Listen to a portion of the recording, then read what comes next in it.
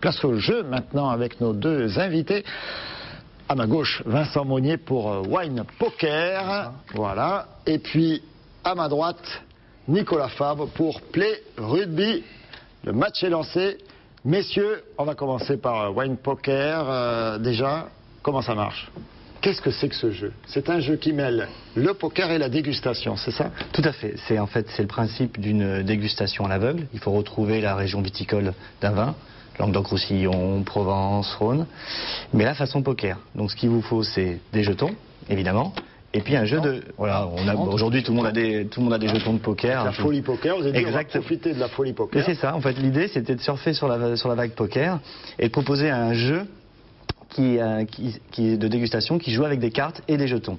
Voilà, donc en fait, on va simplement servir un vin à l'aveugle à ses invités, donc on joue jusqu'à 10 personnes, et il faut retrouver... C'est pas compliqué chez vous, il y a France du Sud et France du Nord, hein. Non, parce que là, c'est deux cartes qui suivent, mais là, on vient d'ouvrir le jeu.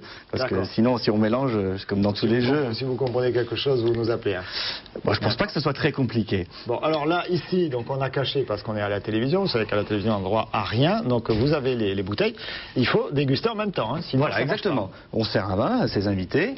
Moi, je connais la bouteille, vous la connaissez pas. Il va falloir trouver la région viticole, d'accord ? J'ai choisi ce soir évidemment une bouteille du Languedoc-Roussillon. Moi, je le sais, vous le savez pas. Et avec vos jetons, vous allez acheter des cartes. C'est le principe du poker. Mais la grande différence du poker, c'est qu'on ne peut pas bluffer. Donc déguster n'est pas bluffer. Évidemment, il faut essayer de trouver la région viticole. Vous allez donc payer des cartes. Est-ce que vous avez Patrick Bruel comme ambassadeur de votre jeu ? J'aimerais bien essayer de le contacter pour voir si ça l'intéresse. En plus, il aime le vin parce qu'il a fait... Il aime le poker. Et le poker, oui, je crois qu'il aime pas mal. Le poker. En tout cas, c'est ce qu'on... Voilà. Et on distribue des cartes. Alors les cartes ont la particularité d'être recto verso.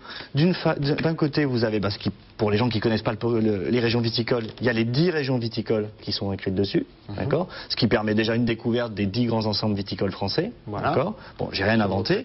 Et de l'autre côté, on a ce qu'on appelle des indices. En fait, les cartes de l'autre côté vont avoir des régions en gris et des régions en couleur, d'accord ?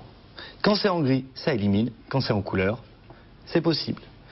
On achète une carte, on va donc éliminer des régions. On va acheter une deuxième carte, on en élimine d'autres. Et si on sait, on sort du jeu, on pose sa carte et on dit, voilà, moi j'ai décidé, ça sera... Tapis. Alors, c'est pas le principe du tapis, parce qu'on va faire un pot. Mais, voilà. Non, j'aimerais mieux qu'on évite... Il a dit. Le cul-sec, voilà. Non, ça, c'est l'esprit rugby avec des valeurs très conviviales. Là, c'est de la dégustation. Voilà. Là, c'est de la dégustation, c'est du plaisir. Wine Poker, c'est formidable. Nicolas Fabre, Play Rugby, comment ça marche ? Ça se passe bien, hein. On essaie de démocratiser. Non, mais comment ça marche, le jeu ? Ça se passe bien. Le jeu, tout simplement, hein, le but du jeu, c'est de gagner un match de rugby. Donc, pour cela, on a des cartes sur lesquelles on retrouve toutes les actions du rugby.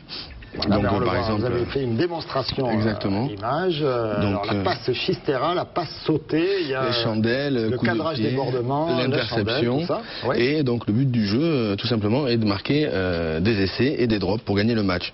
L'idée, concrètement, c'est de pouvoir jouer en famille, puisque le rugby devient une mode. Mettre des mères au foyer qui puissent jouer avec leur mari ou leurs enfants au rugby. Maintenant, c'est possible. Et c'est un côté très pédagogique puisque c'est en même temps le premier jeu officiel de la Ligue nationale de rugby. Alors c'est un jeu tout à fait officiel, hein, vous avez raison de le préciser. Donc la Ligue nationale de rugby, la fédération aussi est impliquée d'ailleurs. La fédération a approuvé et donc l'idée c'est aussi d'apprendre les règles. Exactement. Alors pour ceux qui sont rugbyman et qui jouent au rugby, ils vont se régaler dans la stratégie. Et pour ceux qui arrivent au rugby, vont pouvoir découvrir les règles. Pourquoi c'est le seul jeu où on commence par aller par derrière pour aller par l'avant. Exactement, exactement. Voilà. Donc là, c'est vrai que... Voilà, faut toujours passer par l'arrière, mais il faut avancer. Comment on devient créateur de jeux, tous les deux ? C'est parce que vous aviez envie de retomber en enfance, vous vous rappelez vos longues après-midi du dimanche devant Monopoly, c'est ça ? Moi, c'était plus l'idée de partager ma passion du vin. Je pense que c'est pas le côté... Alors moi, je fais des dégustations de façon ludique. C'est mon activité principale avec ma société Raisin d'être. On fait des dégustations, on essaye d'intéresser les gens à travers le jeu pour apprendre des choses sur le vin. Et là, l'idée, c'est que, je le fais d'habitude pour des petits comités, c'est que chacun puisse jouer chez soi. C'était pas, le jeu, moi, c'est plus... Je me sers du jeu pour que les gens découvrent le vin. C'était pas à jouer pour jouer. C'est vraiment... Ma passion, c'est le vin au départ, c'est pas le jeu. Le jeu me sert à partager cette passion du vin. D'accord. Et vous, Nicolas Fabre? Moi, ça a été fait très simplement sur Draguignan. Un soir, je regardais un match à la télé avec des amis. C'était vraiment pas terrible à l'époque, sur une Coupe d'Europe. Donc j'ai dit, c'est pas comme ça qu'on va amener des enfants au rugby.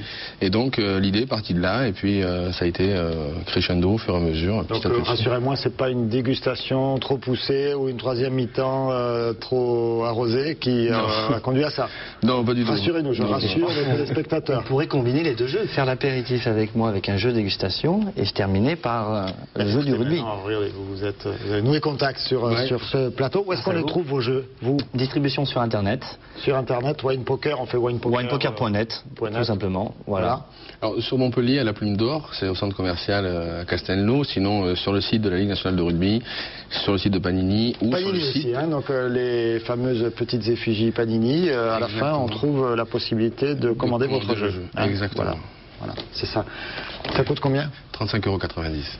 25 €. 25 € à ma gauche, 35 € avantage à ma gauche. Mais bon, là, vous avez une vraie grosse boîte. Là, la boîte est plus petite. Voilà. Ouais, mais c'est pareil. Donc, vos ambitions planétaires? Évidemment. Nicolas Fabre. Universel. Non, mais déjà, le jeu, est, franchement, au bout d'un moment, il est arrivé au bout. Le public et les amateurs, aussi bien que le monde professionnel, l'a validé. On est en train de travailler, développer le jeu un peu au Canada et sur notre fédération pour amener le rugby. On verra où ça va, mais c'est une belle aventure humaine en tout cas. Très très belle aventure, c'est souvent comme ça le rugby, une belle aventure humaine. Allez, j'enchaîne avec des remerciements pour nos deux invités. Et puis, donc, Play Rugby également sur Internet, j'imagine.